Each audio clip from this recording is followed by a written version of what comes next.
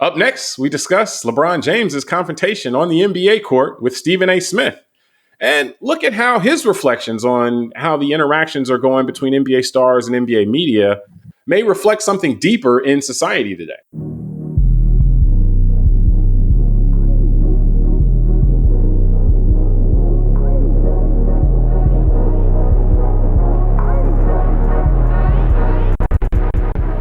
All right, our second part of our discussion today, we wanted to discuss, we saw recently, LeBron James has been in the news, he's in the news often, but a couple of things that really stood out.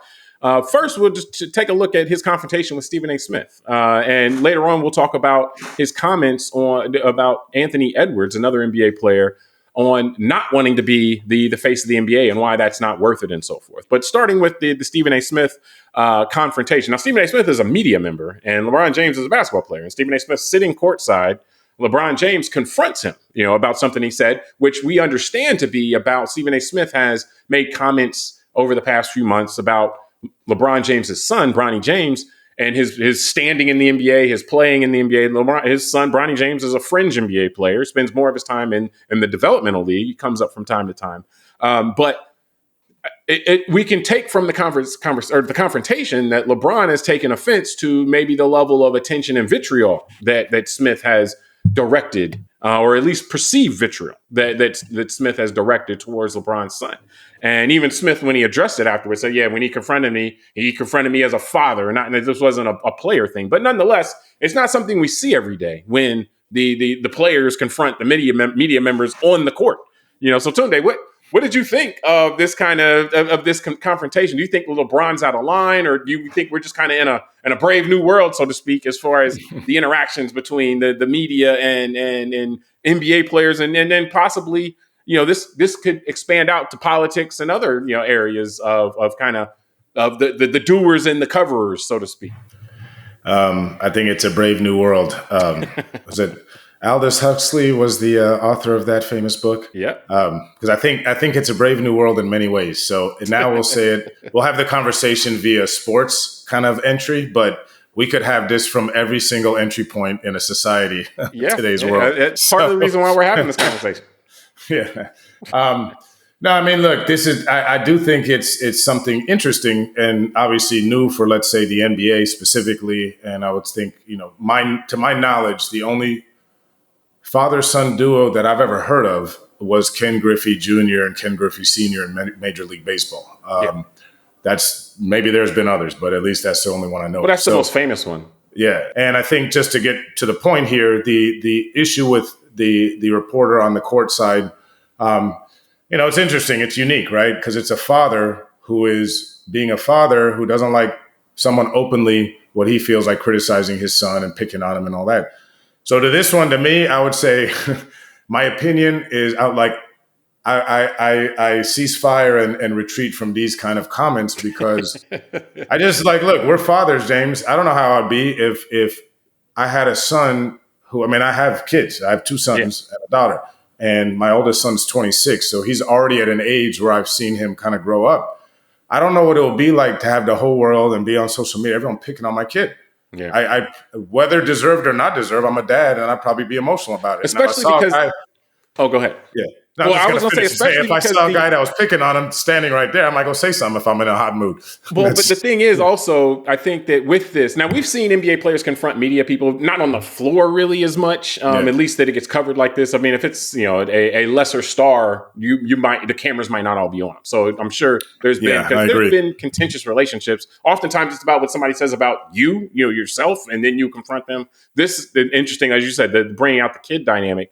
I think This is a difficult thing because a lot of the criticism Bronny gets is because of LeBron James. And, LeBron James has a lot of different people have a lot of different agendas when they talk about him and so forth. So, Bronny James, there are countless fringe NBA players, and he performs like a fringe NBA player, and he was drafted as a fringe NBA player. And so it's like, where he is in the pecking order isn't much different. Like, people can nitpick details. Oh, he got a little bit better of a contract than somebody who's at the fringe and yada, yada, yada. It's like, well, maybe. I mean, but it's not, you're not talking about, oh, they wasted all this of their other money on him and so forth. Like, he's getting about what somebody in his position might get, and he's performing he's doing pretty well in the developmental league, actually. So the idea that the attention that he's getting is just outsized from somebody who is in that space. So I think LeBron James feels guilt over the amount of attention, particularly the negative attention that Bronny gets. So it's a sensitive subject for him. I'm not knocking him for that. I mean, I think that, like a father in his position, like I'm sure that a lot of famous fathers are sensitive to the idea of the scrutiny that their kids might get, just simply because of they're being their kid.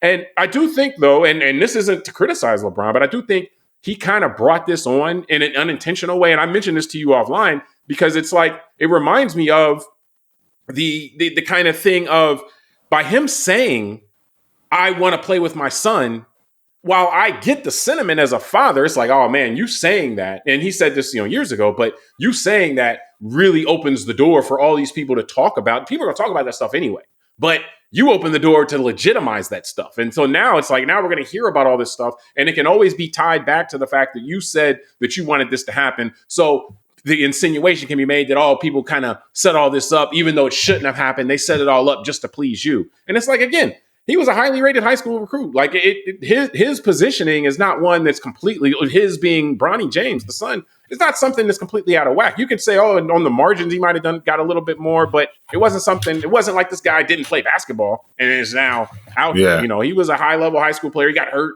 in his 1 year in college, and then a team took a chance on him.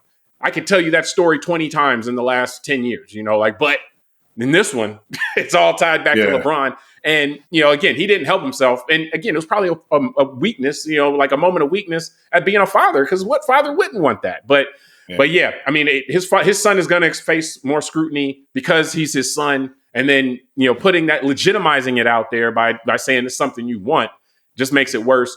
Ultimately, confronting people, I mean, I agree with you. It's a new world. That's going to happen. I mean, Stephen A. Smith is not some streaking violet. He presents himself as a star as well. Some people feel like he tries to present himself as a star on the same level of these guys. So if he's going to step into that arena and be a star like them, then this is going to happen sometimes. Yeah. No, I agree. I mean, that's why to me, it's because I think there's a lot of confirmation bias already built into this because, again, LeBron being around for 20 years. So, I mean, this is where, to me, it's interesting, less about Bronny and all that stuff, because that's what I mean. We're getting into now the ability is just everyone's got an opinion. And I think their opinion is about this whole situation is based on how they already feel about LeBron. Yeah. And with a guy with 20 years. I'm sure he feels guilt about that, too, because that's not lost on him. But go ahead. Next time I see him, I'll ask him for you. But on a serious note, that's what I'm saying. Like, it's unique that we have, again, a superstar for 20 years in a league like the NBA, where stars generally, I mean, look, the bulk of, if you take away the Washington Wizards period, I mean, Michael Jordan had a 13, 14, year career. Magic Johnson, 12, 13 years. Patrick Ewing, 10 years. But most of these guys have about 10 years in their prime, with the exception of being LeBron. I mean, and maybe a Kobe Bryant because he came out of high school. But they that's definitely aren't playing high level into the 20. No, but that's my point. This is new, which is the age of a child. You could have a kid when you started, and then if you're still going, that's my point of saying it's generational and it's new. So that's where I think it carries into these other conversations which are interesting about our society. How do we look at people? Do is like leadership, right? Like, we are a country that in most of our lifetime, if most of us weren't alive for FDR, we're used to, let's say, the leader of the country changing every 4 to 8 years. Yeah. We're not used to having someone like Putin or Xi that's around for 25, 30 years. And so I think that it's interesting that for the first time we have somebody who's in the spotlight and he's just there constantly. Now, we know that there's singers and entertainers that might have this same mantle. No, but they're not at the head of the table. I agree. That's where I was going. Let me set this next part up, because I like where you're going with that. And I do think, because this conversation's been gets thrown around from time to time, the quote unquote face of the NBA, and recently a young star, Anthony Edwards, plays for Minnesota, was asked, hey, dude, what do you think about being the next face of the NBA and so forth? And at this present time, LeBron is still a face of the NBA. Like LeBron, Steph Curry, these guys that are, LeBron's in his 40s, Curry's in his late 30s. These guys are older guys. So there is a question of who's going to be the next kind of group of people that are going to serve as the quote unquote face of the NBA. The people who not just take from the game, but have a responsibility to try to grow it. Anthony Edwards says, no, he don't want to do that. He points to Victor Wembanyama, the young French phenom that's plays for San Antonio. But nonetheless, Anthony Edwards is a magnetic player, a popular player, and so forth. And he's saying he doesn't want that, and interestingly enough, LeBron commented on that which was interesting, being a player who has been the face of the NBA for so long and saying he understands why Anthony Edwards would say he didn't want that. And so that's an interesting kind of historically, if somebody has the opportunity to kind of take a mantle and run with it and be the one to grow, we've seen that be something that's more of an honor that some people be honored to take. Now, some people have not wanted it, but oftentimes that's more of a, like the Charles Barkley kind of, I'm not your role model kind of thing. That's kind of their personality, kind of thing. Those aren't the same people that are super gregarious and starring in movies like Anthony Edwards has, So it was a really interesting kind of conversation to look at of who wants the responsibility of not just growing, and doing their own thing, but also trying to grow this brand moving forward. And it's maybe looking like a hot potato, which we kind of see in society as well. So what were your thoughts kind of on this conversation of the face of the NBA and, whether people don't want it and whether that's understandable and all that? Yeah, I'll just let the NBA know if they need a face that I'm here. If, I'm not going to make you look good, but I'll be here. I'll take the paycheck. Yeah. But, I'm pretty good on my PS5, so I'm not going to make it that way. But no, so it's interesting. That's where I find this very interesting. This kind of, because I was going to say at first a joke that Anthony Edwards may not be a profile in courage with that kind of attitude, but I don't want to pick on the young man because I know he's younger than us. Because I just think that he is reflective of now where a lot of our culture has gone in the United States. And because you're right, I thought about Charles Barkley. I thought about guys like Allen Iverson, guys that were great players, young people looked up to, but kind of had that attitude like, I'm not the role model type. But Iverson's even more interesting, though, because he actually did become a face of the NBA. But his biggest thing is he's going to do it on his own terms. Like, he's not going to be clean cut Michael Jordan if he's going to do it in his own way, which was it actually gave it a lot more depth. But go ahead. And he still inspired a lot of young people. Which is very interesting. Like, he never shied away from that part. Like you're saying, he just said, I'm not going to conform to what you want, but I'm still going to be me. And I think that's the interesting thing, that it's like Edwards' comment is like a rejection of that opportunity. And that's what I mean. That's different than Iverson, right? Iverson said, I'll do it, but it's going to be on my terms. And so that, to me, that's where I get to, okay, there's something bigger going on. And I think, again, in one of our private conversations, you made the point how, like, these guys may not appreciate that it's that older generation, the Magic and Birds, fighting it out in the 80s, the bad boys of the Pistons, the development of Michael Jordan and his game, and the globalization of the NBA.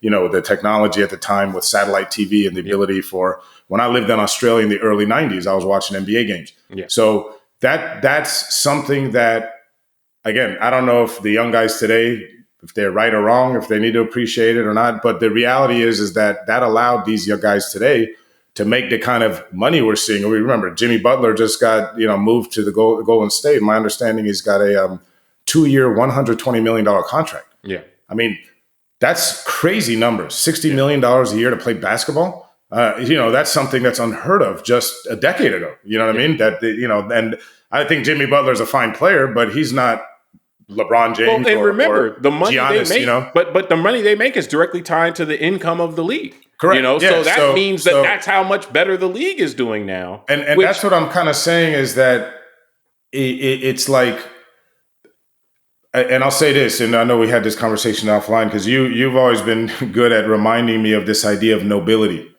And there was a time when those at the top of our society, and I don't want to act here like the Gilded Age 1.0, that all these guys were so great. I'm just making a point that something developed after the Gilded Age where those who were at the top of our society also felt a certain level of like nobility. And I mean it when the true definition of the word, that they were noble men who also had a responsibility to give back to the country and to serve it. I think that's the key phrase. Yeah. So if you have great privilege, what responsibility do you feel to try to build it. Well, remember, Continue to isn't there build that it up famous for the next saying, group. with great privilege comes great responsibility, Yeah. or something like that? So that all developed back then. And so my point is, example, one is someone like Teddy Roosevelt. And then going to World War II, there was a group of Yale students who were called the Flyboys, who were the first fighter and bomber pilots in World War II. Again, just like kings in England used to be at the front of the battle with their swords. It was something of a pride that if you were at the top of society, that you were going to do something noble for your country. And the example I give for World War II with the guys from Yale is there were people like George H.W. Bush, who was a B-29 fighter bomber pilot, when he was the son of a senator, Prescott Bush. And I'm thinking today, do you really think the children of our political leadership or our corporate leadership, do you think any of them would go get in a plane and go risk their life fighting a war right now? Coming from an I don't think internal so. kind of mindset too, not because somebody told them to or made them, but because they're like, this is what's important. Because they're like, I want to serve my country. No, and I the think difference. Let me just finish this, James. Because the difference is we now are ruled by people who dodge the draft, and I use the word rule on purpose. They seem to would rather rule the United States and rule its people than to serve them, and that's a big difference. And I think that's the attitude we see with the young people like an Anthony Edwards. He doesn't feel he has a responsibility as a great player of the NBA to be the face of it. He's like, well, I don't, why would I want to build it for the next group? To continue to build it. Like there is a sacrifice involved with kind of you're not being the face of the NBA is not some kind of title. It's something that is if the public gravitates towards you and you're a good player, then a lot of times it's a mantle that you can then take, but it's something you got to be chosen for that by the public more than the NBA can't even choose it for people. Really, they got to kind of see who the public gravitates towards and then push more towards that person, more exposure, more cameras, more all of that stuff, which opens you up for more criticism, especially in today's day and age, which is kind of LeBron's point is that you get the criticism is nonstop if you're going to be the face of it, while LeBron has paid the cost, so to speak, to try to build the NBA and make it better. He's saying from the place of I've done this, I can understand why somebody wouldn't want to. It's not for the faint of heart, so to speak. But yeah, I'm with you. I think this reflects. I don't think that the people who existed, 150 years ago were just better people. Like they did them plenty of dirt too. And so that's what I mean. I really think it has to do with some level of kind of the where you are in the cycle of growth in that sense. And I'm not a big social cycles person. I do think there are some kind of things that there are triggers and kind of, like response mechanisms in place with all humans. What are your incentives and all that? And so that may reflect itself in kind of social cycles and so forth. But the NBA right now, there was a lot more growth to be had 20 years ago, 30 years ago for the amount of effort you would have to put in. And that's probably less, there's probably less growth, at least that the people perceive as available than it was. So you put in as much work and get less out of it. Maybe that's being generous. There's also just the idea of, hey, if you've been handed a little, you might be more inclined to put in work to grow that. If you've been handed a lot because the people before you put in a lot of work, then you might be less inclined to try to feel like you got to grow it. It's already cool. It's good enough for you. And so, that may be, like you said, what we're seeing in the political sphere, the corporate sphere, there's not a lot of giving back to try to make things better for people in the future. There's not a lot of making sacrifices to make things better for people in the future. And what we're seeing here is kind of just a reflection of that. But that's not an indictment on Anthony Edwards. That's an indictment of kind of where we are as a society right now and how we look at all of our responsibility to try to leave something better than we found it. Yeah, well, and I'll finish on this. I know we want to get wrapping up. I think part of it, it's a great point you make about the cycles, and I think, like you're saying about growth, because if we look at the greatest generation, let's say those that fought in World War II and all that, like you're saying, that was a time when the United States was still young. Prior to World War II, we were not the world superpower. Great Britain was. The British Empire was still pretty hot and heavy. And we were up there, but we were an up and comer. And so post World War II is when we really had our dominance and the ability for, this unleashing of kind of the American spirit in so many ways. And I kind of think of you're right. If you look at the baby boom generation, they benefited from that hard work of the greatest generation and the real scrappiness that they had to figure it out. I mean, think about it, and James. the During World War sacrifice, II, remember, I mean, like that's a time. that's what I'm saying. Like, yeah. James, in World War II, we had rations in this country. I mean, they had butter rations, food I'm rations. talking not just that, but also like look at the 50s and the way that the economic structure was set up. You know, like it wasn't just let me just get as much as I can for myself and holler at y'all later. Yeah. You know, it was a different kind of mentality that had a broad-based prosperity. Yeah, and I just think there's something. That's why I equate the entire baby boom generation to this as well, because maybe for a young athlete like Anthony Edwards, we can talk about, you know, being descendant of people from Great Migration or not. But I think as a nation, the baby boomers were the first generation that had something way better than their parents, and were the first ones that looked at the generations after and said, nah, you know what, maybe I'll pull this bridge up. Greed is good. Greed is good. Yeah, Gordon Gekko, think about it. That would have been when the baby boomers, the early baby boomers, were coming of age in their 40s, in the mid 80s. You know what I mean? Yeah. And so it's this idea of this life. That would have been all this prosperity. I just wanted, for me, I don't care to reinvest the nation's resources into a lot of things in the future. And if you look at, like we've talked about before, look at what they're talking about now at the federal government level, the budget. Social Security, Medicare, HHS are probably half of our spending. I'm not going to include defense and interest on debt and all that, but I'm just saying we're spending half of the nation's spending on people over 65. So that means naturally, and then the Department of Education is the one that's at $70 billion, which is, we got to do away with that. So we're spending $2 trillion a year. Yeah. Seriously, you're right. $2 trillion a year. The spending that we have on the under 18 crowd compared to the spending on the over 65 crowd. So $2 trillion a year on people over 65, and we're about to drown the $70 billion we're spending on people under 18.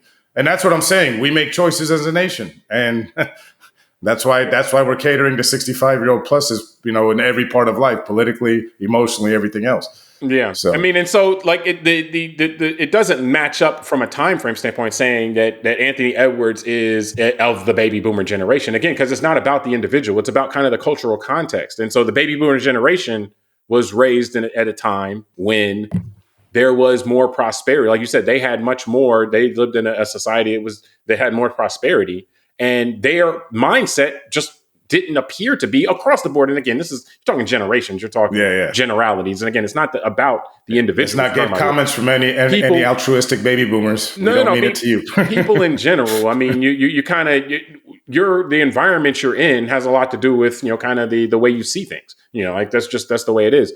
And so, you know, like this concept of where you will end up coming down on how much, when you have given a lot, how much do you then want to take that and put it back in and make it better for somebody in the future? How much of that will you want to sacrifice for that, or your time, or the fact that you got to hear this or deal with that and so forth?